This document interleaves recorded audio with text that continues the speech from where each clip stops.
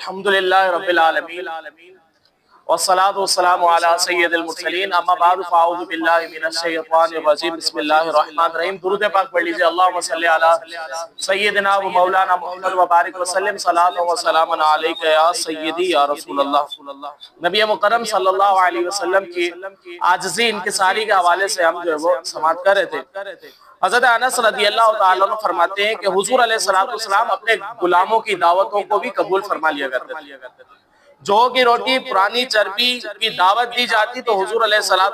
اس دعوت کو بھی جو آپ قبول فرما لیا کرتے۔ مسکینوں کی بیمار پرسی فرماتے تھے، فقیروں کے ہم نشینی فرماتے تھے، مطلب فقیروں کے ساتھ ہی حضور علیہ السلام جو وہ بیٹھ جایا کرتے تھے اور اپنے صحابہ رضی اللہ تعالیٰ عنہم کے درمیان مل جل کر نشست فرماتے تھے۔ تب صحابہ کرام علیہ رضوان بھی جو ہے وہ حضور علیہ السلام ان کے ساتھ ہی جو وہ بیٹھا بھی کرتے تھے۔ تو یہ حضور علیہ السلام کی یہ بھی عاجزی انکساری ہے۔ حضرت ابو سعید خدری رضی اللہ تعالیٰ عنہ بیان فرماتے ہیں حضور علیہ السلام اپنے گھریلو کام کاج خود اپنے دستے مبارک سے کیا کرتے تھے، اپنے خادموں کے ساتھ بیٹھ کر کھانا تناول فرمایا کرتے تھے اور گھر کے کاموں میں اپنے خادموں کی مدد بھی فرمایا کرتے تھے۔ ایک شخص بارگاہ رسالت میں حاضر ہوا تو جلالت نبوت کی ہیبت ایک دم وہ اس پر جو وہ ہیبت طاری ہو گئی، ایک دم وہ خائف یعنی خوف زدہ ہو کر جو وہ کانپنے لگا۔ تو رسول کریم علیہ السلام نے ارشاد فرمایا کہ تم بالکل مجھ سے نہ ڈرو، تم بالکل نہ ڈرو، میں نہ کوئی بادشاہ ہوں نہ کوئی جبار حاکم، میں تو قریش کی ایک عورت کا بیٹا ہوں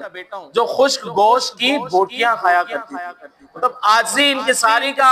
معاملہ دیکھیں، حضور نبی کریم صلی اللہ علیہ وسلم نے کس قدر عاجزی اور انکساری فرمائی۔ اسی طرح فتح مکہ جب ہم سنتے ہیں، فتح مکہ سے مراد جو وہ مسلمانوں کو بہت بڑی کامیابی ہے۔ یہ اتنی بڑی کامیابی ہے جیسے آج کے زمانے میں تو یہ اس طرح کا ہے کہ پاکستان نے جو ہے نا امریکہ کو فتح کر لیا، جیسے پاکستان کے لیے امریکہ کو فتح کرنا ہے ناممکن سا تھا، ناممکن سا ہے، اسی انداز سے فتح مکہ ہونا یہ ایک ناممکن تھا، لیکن اللہ تبارک و تعالیٰ نے اس کو ممکن کر کے دکھایا۔ مسلمانوں کو جو ہے وہ فتح مکہ نصیب ہوا، تو فتح مکہ جب ہوا تو پھر معاملہ کیا ہوا؟ فتح مکہ کے دن جب فاتحانہ شان کے ساتھ آپ صلی اللہ علیہ وسلم اپنے لشکر کے ہجوموں میں شہر مکہ کے اندر داخل ہونے لگے، اس وقت آپ پر تواضع اور انکساری کی ایسی تجلی نمودار تھی، آپ صلی اللہ علیہ وسلم اونٹنی کی پیٹھ پر اس طرح سر جھکا ہوئے بیٹھے تھے کہ آپ صلی اللہ علیہ وسلم کا سر مبارک کجاوے کے آگے حصے سے جو وہ لگ رہا تھا۔ تو بالکل عاجزی انکساری، کیونکہ حضور علیہ السلام کا توکل، یہ سارا معاملہ، یہ فتح، یہ سب اللہ نے ہمیں دیے۔ تو ہمیں بھی کوئی کامیابی مل جائے، کوئی عہدہ مل جائے یا کوئی ترقی ہو جائے تو اسٹائل ہی چینج ہو جائے، ایسا نہیں ہونا چاہیے۔ حضور علیہ السلام فتح مکہ ہونے کے بعد بھی حضور علیہ السلام کے معاملات ویسے ہی، کوئی تبدیلی نہیں، بالکل وہی انداز، وہی جو ہے وہ طریقہ تھا۔ اسی طرح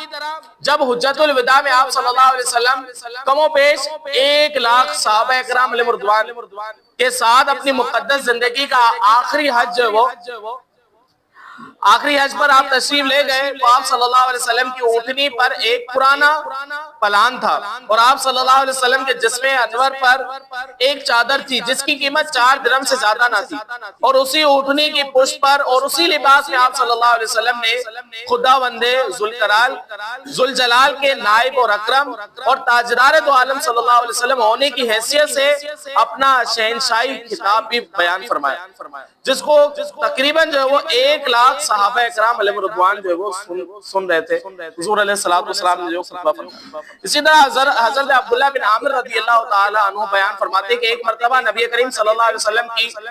نالین مقدس کا جو تسمیہ ہوتا ہے وہ ٹوٹ گیا، تو آپ علیہ السلام اپنے دستے مبارک سے خود ہی اس کو درست کرنے لگے۔ صحابہ کرام نے عرض کیا، رسول اللہ صلی اللہ علیہ وسلم اب ہمیں دے دیں، ہم اس کو صحیح کر دیں۔ تو رسول کریم علیہ السلام نے ارشاد فرمایا، تم بھی صحیح کر دو گے، لیکن میں یہ پسند نہیں کرتا کہ میں تم لوگوں میں اپنی برتری اور بڑائی ظاہر۔ اسی طرح صحابہ کرام علیہ رضوان آپ صلی اللہ علیہ وسلم کو اگر کسی کام میں مشغول دیکھتے، مطلب حضور علیہ السلام اگر کوئی کام کر رہے ہوتے، حضور علیہ السلام کو کوئی جب مشغول دیکھتے کسی کام میں، صحابہ کرام عرض کرتے یا رسول اللہ صلی اللہ علیہ وسلم آپ چھوڑ دیں ہم کر دیں گے، تو حضور علیہ السلام یہ جواب ارشاد فرماتے کہ تم لوگ میرا سب کام کر دو گے مگر مجھے یہ گوارا نہیں کہ میں تمام لوگوں کے درمیان کسی امتیازی شان کے ساتھ ہوں۔ تو حضور علیہ السلام کی عاجزی انکساری کا آپ نے اندازہ لگایا کہ کس قدر جو عاجزی اور انکساری تھی۔ انشاءاللہ العزیز اب انشاءاللہ اگلی نشست میں ہم حسن معاشرت کے حوالے سے جو سنیں گے، اللہ تبارک و تعالی نبی مکرم صلی اللہ علیہ وسلم کی سیرت طیبہ اخلاق حسنہ سن کر اس پر عمل کرنے کی ہم سب کو توفیق عطا فرمائے، آمین بجاہ نبی صلی اللہ علیہ وسلم۔